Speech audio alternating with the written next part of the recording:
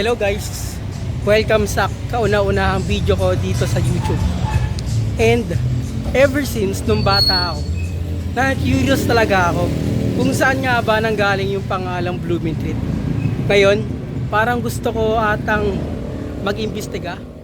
Pero napaisip ako kung sino nga ba si Blooming Treat. Bakit ito pinangalan sa kanya? Kaya ngayon, ang agenda ko ay imbestigahan kung saan nagmula ang pangalang Blooming Treat.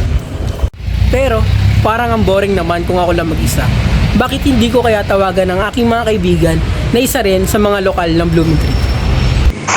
Tol, bakit? Sama ka sa akin, pre. Sa Blooming Treat tayo ngayon. Bakit anong gagawin? Imbestiga tayo About saan? kung saan nanggaling yung pangalang Blooming Treat.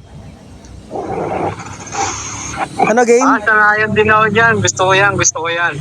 Game ka? Oo, game ako. Tara na. Sige, maliligo lang ako. Pre, sama ka sa akin ngayon. Saan? Punta tayo Blooming Treat. Imbestiga tayo.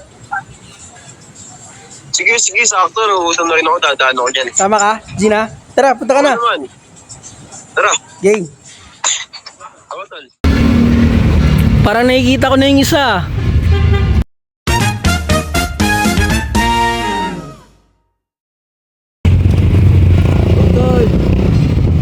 Tara na, pre, nag-aantay na yung isa ron eh.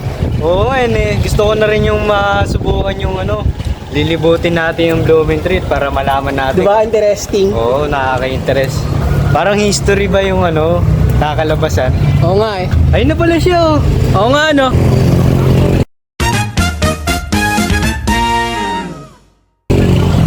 Ay, dito ka na pala, pre. Ano ko dun tayo, tol? Tara, ikutin na natin, pre. Saan tayo maghanap-hanap dito, tol? Pwede rin doon sa may Blooming Treat, sa may palengke. Maraming mga estudyante at mga vendors Doon tayo magtanong. Oo, magandang idea yan para malaman natin agad kung saan talaga yung hinahanap natin. Oo, tol, para malaman natin. Tara. Tara, simulan na natin. Tara.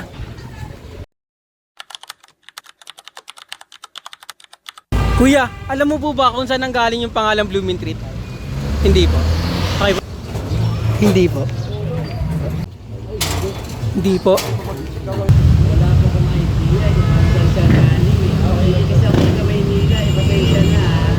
Okay po, thank you po. Kuya, alam niyo po ba kung saan nagmula yung pangalang Blooming Treat? Ha? Yung pangalang Blooming Treat po. Ayun ang tanong mo, di ko makagot. Kanina pa kami naghahanap guys, pero wala kaming mahanap na may alam. Sipin mo yun, Lukat. Gaano sila katagal nakatira dito sa Blooming Treat. Hindi nila alam kung saan nagmula yung pangalang Blooming Treat. Kanina pa tayo naghahanap, no? Wala pa rin tayong nahanap. Kaya nga eh. Halos lahat ng sagot nila hindi nila alam. Ano kaya pwede ba natin gawin para malaman? Alam ko na. Tayo na lang kaya ako malam. Tara, tara tayo mag-computer shop dito. Oo, tapos search na lang natin. Sige, tara. Napag-alaman namin na si Ferdinand Blooming Treat pala ay isang Austrian na manunulat, guro at scholar. Ipinanganak noong 1853. Si Blooming Treat ang naging pinakamalapit na kaibigan at tagapagpayo ni Dr. Jose Rizal.